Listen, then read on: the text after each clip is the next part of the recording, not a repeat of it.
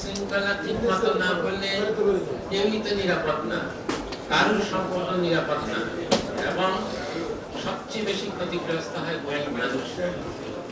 এবং আমরা মনে করি বাংলাদেশে ছাত্র জনতার অভ্যুত্থানের পর সবকিছু যখন ঢেলে সাজানো হচ্ছে, আপনারা দেখছেন তার মধ্যে অনেক ব্যত্যয় ঘটছে, অনেক কিছু আগের মতো আবার খারাপ হয়ে যাওয়ার একটা প্রবণতা আছে। তার মধ্যেও আমরা আশা করব যে ঠিক বাংলাদেশ ঠিক আগের জায়গায় আর যাবে না, বাংলাদেশ একটা নতুন জায়গায় ইনশাআল্লাহ যাবে। মানুষের দরকার, আমরা তো আমাদের দিকে অনেক কথা হয়, আমরা কাজ করছি না, আমরা কিন্তু আমাদের মূল লক্ষ্য হলো একটা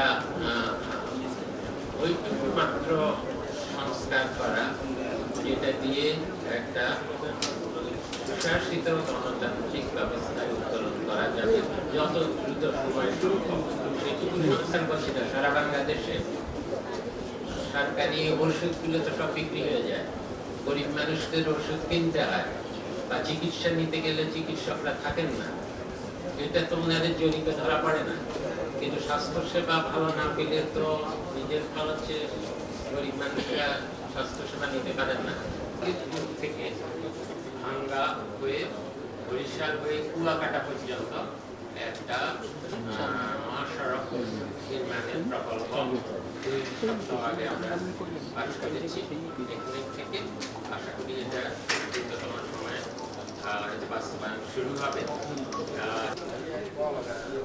হসপিটাল এবং অঞ্চলের যোগাযোগের একটা বলেছিলাম, লঞ্চের মাধ্যমে যোগাযোগ ভালো কাজেই এটার জন্য এই মহাসড়ক এখানকার অনেক প্রকল্প আছে। বৃহত্তর বরিশাল অঞ্চলের সারা বাংলা পার্শ্ববর্তী